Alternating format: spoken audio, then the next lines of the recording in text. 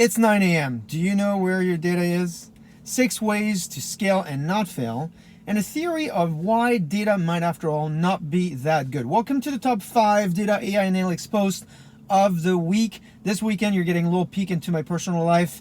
This past week marked the 1-year anniversary of the coronavirus outbreak, and finally, my in-laws got their vaccination taken care of, so we were able to go see them. That's why you're seeing me here in transit, charging and taking the opportunity to talk to you about the hot stuff that happened in data analytics. So you're not here to hear about my personal life. You're here because you like the data-driven CarCast. This is the weekend update where I review, highlight, recap for you what is hot and what's not in the world of data. So if you like this, make sure to subscribe. Actually, a few % of your subscribers as a relationship to viewers. So that's a great way to get access to the video as soon as I post it. And then, of course, if you click on the link down below here, you'll be able to get access to a deck that I put together for you that has all the references and links and pictures that are required to follow up on some of the pieces that I'm going to highlight in this quick update. So this past week, I had the opportunity to do my first Clubhouse session, with my friends Ronald and Bernard. It was a blast trying this new platform. It's actually pretty painless. So thanks if you are there. Let me know what you think about those. It's pretty easy to put together. Just want to know if you like the types of topics and you like the participative aspect of the platform. Speaking of community, I want to start with a great blog and a shout out to my friend Boris Evelson from Forrester. He wrote a blog this past week that's very educational, entertaining. It's called It's 9 a.m. Do you know where your data is? And so he details how you should think about your data architecture, in particular in consideration on push-down analytics. Check it as a quick read, and Boris gets thousands of requests and inquiries throughout the year, and so this is his way of kind of scaling his answers to the broader community. The blog is free, so anyone can benefit from it. Give him a shout out. The link I'm putting together here is to LinkedIn post, so you can also kind of tell him what you think about the blog.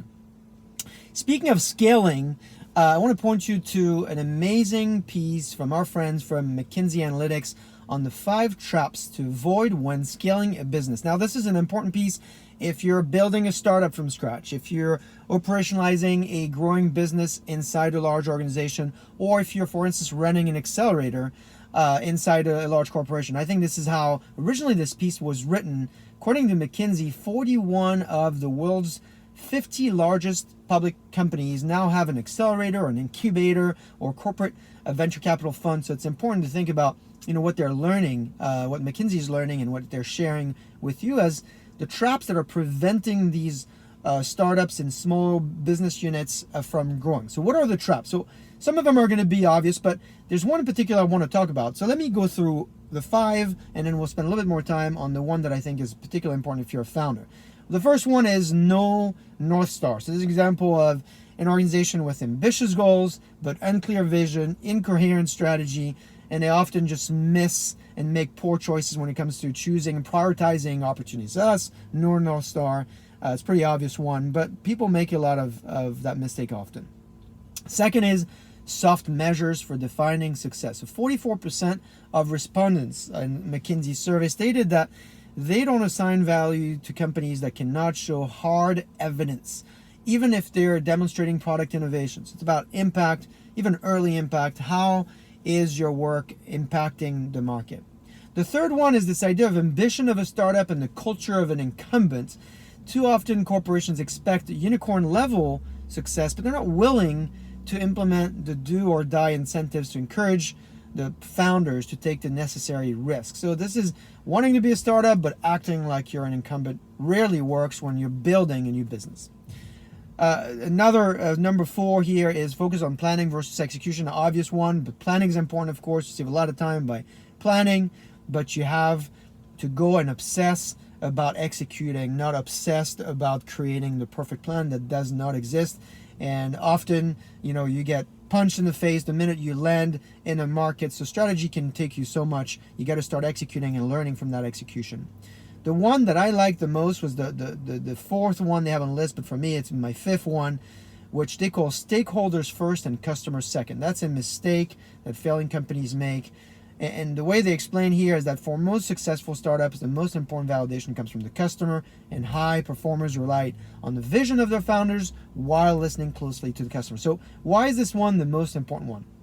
If you're raising money, if you are working off investment that others have given you, you got to be careful to take that feedback and really apply what I call idea meritocracy on it. You know, your investors are going to be very useful to you, but they're never a substitute for the customer. And so the main influential data points that should kind of drive you to change your strategy or change your execution, one, absolutely need to come from your customer. That's number one. Two, when it comes to stakeholders, investors, you've got to parse through that. I'll give you an example of, I've done quite a few startups at this point, and I think back to Tim Gulleri, for instance, when I was at Alpine Data Labs. Not only super helpful, great person to be mentored by, and also he was an operator, so he knows, he can talk about the issues that I'm facing as a first-hand experience because he built this company, he scaled it, and then ultimately sold it. And so these are the types of data points that you want to take. So it's really important, even when you have stakeholders and investors, to parse through this idea of meritocracy. And the best way to win is to always give more points to your customers when they provide you feedback, because that's who's paying for the service, that's who has the problem, and so there's no surrogate for that. Now, speaking of customers, my friend Krishna shared an interesting piece on Harvard Business Review on customer data. And the piece covers how organizations like Toyota and Adobe, and then talk about Australian, the top 4 banks, Westpac, National, ANZ Bank, and Commonwealth, as well as the big retailers in Australia, Woolworth and Coles. And they talk about how they're going through a lot of data to make sure they understand customers, but they're also going the extra mile and having these conversations with customers. Now, if you read the piece, the title and the introduction might be misleading because, first of all, the title says something like data is great, but it's not a replacement for talking to customers. And then you look at the intro and it says that more than 2/3 of surveyed respondents stated that the third-party data about them was anywhere between 0 to 50% correct. Now, it's ironic because they're telling you as a result of the survey, so you got to take that with a grain of salt. But I think the main thing when you step back and you look at this piece, you got to remember that we're not trying to pin one data point versus the next, meaning you can study customer data at a very large scale and you can get detailed quantitative conversations with your customers. The world is very rarely about one or the other. It's often the answer is one and the other. It's very comfortable, I think, often when we make decisions to pin choices one versus the next. But I think to get a perspective and make the right decision, you often need to broaden your perspective, not narrow it. In fact, it's something you'll learn if you read the book Decisive by the Heath brothers on how to make the best decision. So when you read that piece, don't think that what they're saying is disregard the large-scale data and focus on just a few customer conversations. I think the best way to look at it is to actually do both. So that's for ways to scale and customer conversations. And I'll end our update this week with an important piece on the 6 shifts of modern data architecture. This is something we've talked about in the past and was reminded to me this past week. And I know by just talking to many of you that you're in the process of modernizing your data architecture. I want to be as complete as you can when you do that. And I think this piece that I'm going to point you to as a great checklist to think about what are the shifts that you have to think about now or that you have to anticipate. So let's roll through them. And then in my blog, you'll be able to go to the piece that's available to you. The first one, we've talked about this many times, from on-prem to cloud-based data platforms. Second one is from a world of batch to real-time data processing. And the third one is from pre-integrated commercial solutions to modular best-of-breed platform. Now, the service, microservices, and the open platforms that are available to you allow you to do this a lot better.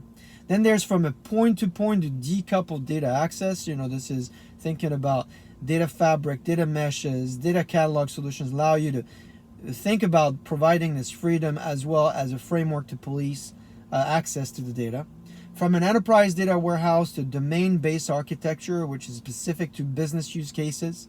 So that's an important one. And then the final one, the 6th shift, is from rigid data models towards flexible, extendable data schemas. and extensible composable applications. We've talked about this in the past. Our friends at Gartner are going to like this. This checklist is not a Gartner checklist. Actually, it's from McKinsey. And so take a look at it. I'm putting the link down here for you to go take a look at it this week and share it with your teams. That's it for this week. I want to thank you for your engagement, the direct messages. They mean a lot to me. Like I said in the intro, if you want to get these videos, make sure to subscribe. It means a lot to the community. Stay engaged, be data-driven, and I will see you next week.